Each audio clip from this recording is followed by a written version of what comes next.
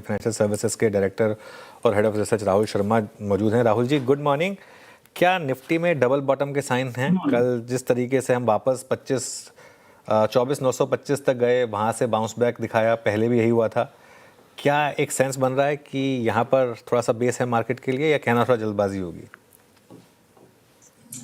नहीं जी हाँ, बिल्कुल। देखिए, 200 दिन के मूविंग एवरेज के आसपास निफ्टी ने सपोर्ट लिया है। 2 बार हमने 24,900 का लेवल जो है ऑनर किया है, और मुझे लगता है कि ये जो अभी मंथली सीरीज हो गई है, साथ में बड़ा इवेंट है, इन सबको देखकर लग रहा है कि बाउंस बैक निफ्टी में है। तो निफ्टी में बायस जो है पॉजिटिव रखिए। इनफैक्ट इस वोलेटिलिटी में हमने हमारे क्लाइंट्स को निफ्टी 20 बाय करने की भी राय दी है, और ओवरऑल निफ्टी में हमारा आउटलुक ये है कि 25,500 यानी कि तकरीबन 250 पॉइंट का इमीडिएट अपसाइड निफ्टी में दिखता है, और 25,500 का लेवल अगर निकला तो 25,800 भी पॉसिबल है।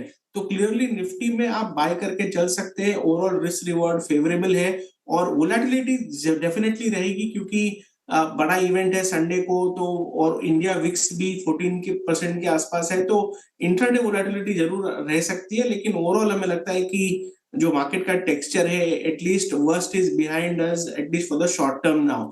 ओवरऑल अगर सेक्टर्स की मैं बात करूं, तो 2 sector head and shoulder market में एकदम तेजी में है। सबसे पहला है मेटल्स।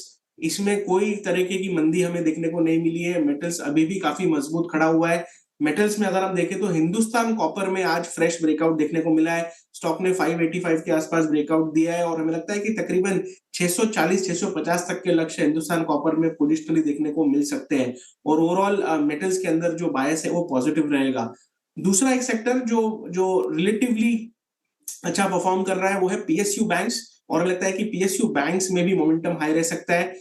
इसमें सबसे सेफेस्ट पिक रहेगा SBI, state bank of India. हमें लगता है 1,080-1,100 रुपए तक के टारगेट्स आपको एसबीआई में भी बजट तक देखने को मिल सकते हैं। तो ये 2 सेक्टर्स हैं, मेटल्स और पीएसयू बैंक्स, जिसमें बायस पॉजिटिव है। और साथ में निफ्टी जो है यहाँ पर काफी बढ़िया लग रहा है। हमें लगता है कि 25,500, 25,800 तक के लेवल्स आपको आने वाले शॉर्ट टर्म में देखने को मिल सकते हैं। ओके, अच्छा राहुल जी, जिन स्पेसेस में सडनली बाजार का कन्विक्शन, कॉन्फिडेंस थोड़ा कम हुआ है कल ईयू और भारत की बिछड़ी डील के बाद, दैट्स आई थिंक ऑटो। कुछ कोलैप्सेस विजिबल हैं वहाँ पे। आपका टेक क्या है? ऑटो को कैसे ट्रीट कर रहे हैं आप? जी देखिए, ऑटो डार्लिंग सेक्टर था। पूरे जीएसटी कट आने के बाद पूरे मार्केट को लीड किया था, और ये लीडरशिप कहीं ना कहीं खोई है जनवरी सीरीज में। अगर हम स्ट्रॉन्गेस्ट ऑफ द पैक देखें, चाहे वो एमएनएम हो, मारुति हो, काफी सारे स्टॉक्स के जो स्ट्रक्चर्स है वो काफी डेंट हुए हैं। और हमें भी लगता है कि फेब सीरीज में बायस जो है शिफ्ट होता हुआ दिखेगा। जो बाय ऑन डिप का एक आउटलुक काफी बढ़िया चला ऑटो सेक्टर में, अब शायद नहीं यहाँ पर बनता हुआ चलेगा, और एक तरह से इस सेक्टर को अभी स्किप कर देना चाहिए। लेकिन अगर कोई बाउंस बैक की तरफ देखना है तो एमएनएम का इंडिविजुअल सेटअप हमें अच्छा लगता है। काफी ओवरसोल्ड है, 200 दिन के मूविंग एवरेज के पास है, बाउंस बैक देखने को मिल सकता है। लेकिन ओवरऑल सेक्टोरल आउटलुक की अगर मैं बात करूं तो ऑटो स्ट्रेंथ में नहीं है, और इनफैक्ट पीएसईज या फिर जो सीपीएसई ईटीएफ है उस पर ध्यान दिया जा सकता है।